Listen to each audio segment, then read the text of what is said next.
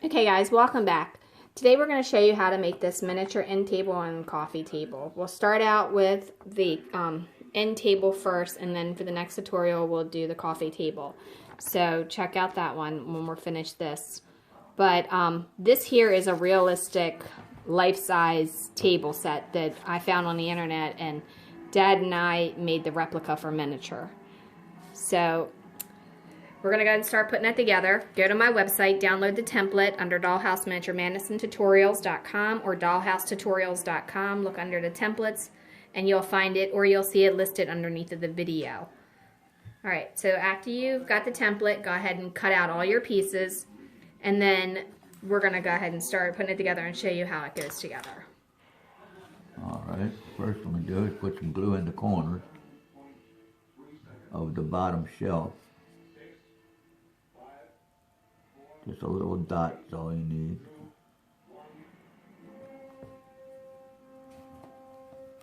And then you take this, I got a groove on both sides of the leg, and I put that on there, and then tap it nice and tight.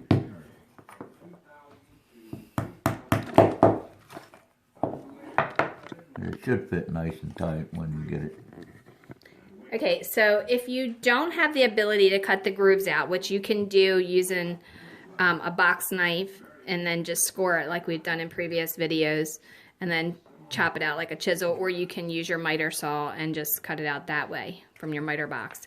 But if you don't have that ability, you can leave this square, and then you can leave the bottom piece completely square and not notch out the corners. So like how this is here, you can just leave these corners on here, and then you can just glue it to it like that on the corner. May have to make it narrower on both sides so the legs don't extend out past your top if you're using these measurements. Because if you glue the legs on there as it stands like this, the legs would stick out past there, so you'd have to make both sides smaller to this dimension. You can leave it one dimension this way, but these two dimensions have to be smaller. Okay, so now we're going to glue the other two legs on exactly the same way, and then tap them in, and then we'll show you how to put the top one. Okay, so by doing the grooves, it actually makes it easier to put together. So if you can do that, then that would be the best way to do it. Okay, so now you want to take your top brace supports, and you want to glue them in between, making it even with this end and even with this end, and then even on the front face, so it should be flush right there. And after you do that, then you want to go ahead and put a piece of tape on there to help hold it.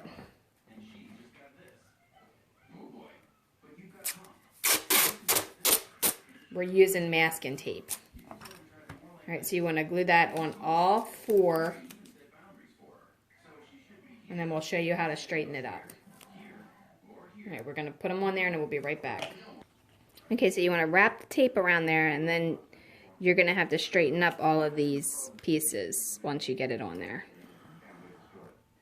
Okay, so now you want to turn it on its side and make sure it's like that, even, and then press each one down so that it's flat with the surface. By doing that, you make sure that this is together.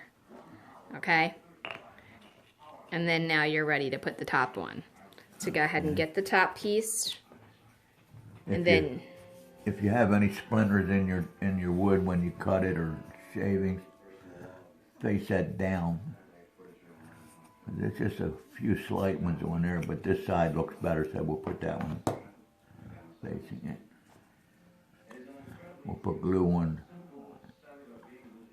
all the legs, and then a little bit on each one of these.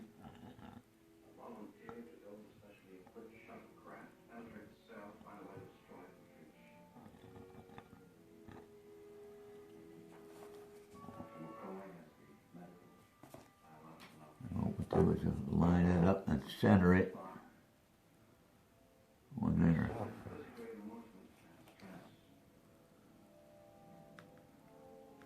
You don't have to be exact because you're not going to see it when you turn it over, but get it as close to exact as you can. And you'll just let it dry, and then it'll look like this. We can take the tape off of it now.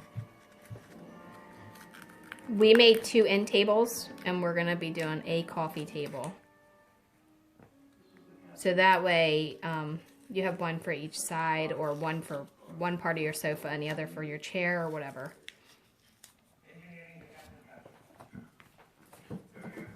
But this is what it'll look like. And again, if you don't have the ability to notch out this, or you're not really sure on how to notch that out, then you can just leave it square, and then you can just make this where it glues to that, and then just come in a little bit. If you don't have the capability of notching the legs out like this, you can make these 1/4 inch, and then the 1/4 inch will leave the legs come out just like that, where you don't have to make this narrower or this narrower for it to fit in there. It would sit like that. The legs would be in about that far all the way around, and then you could just glue it right to the surface instead of trying to make this narrower. But that's what it looks like inside and out. You can also route your tabletop out. If you want to look at the routing the door cabinets tutorial, I show you how you can route that, and then you can use that same tutorial to route at the edge of this if you wanted to. However, on the one that we found on the internet that was a real table, it's just like a butcher block top, and I kind of like that. And I know this isn't a good picture of the one on the internet, but you can kind of get the idea of how it looks like that. So that's it, and don't forget to follow Dollhouse Miniature Madness and Tutorials for more DIY. Like and subscribe below, and leave a comment, question, or suggestion, and please share my page so others can see it too. Alright, thanks a lot. Have a great day.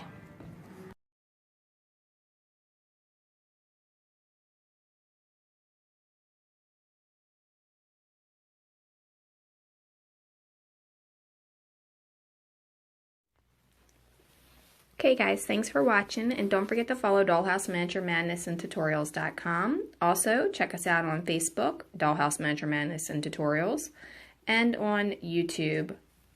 Like and subscribe to the channel because we post videos all the time. And leave a comment, question, or suggestion because we love hearing from you. And if you like Pinterest, we have tons of pins on there as well under Laurie Holden Heisler. Alright, thanks a lot. Have a great day.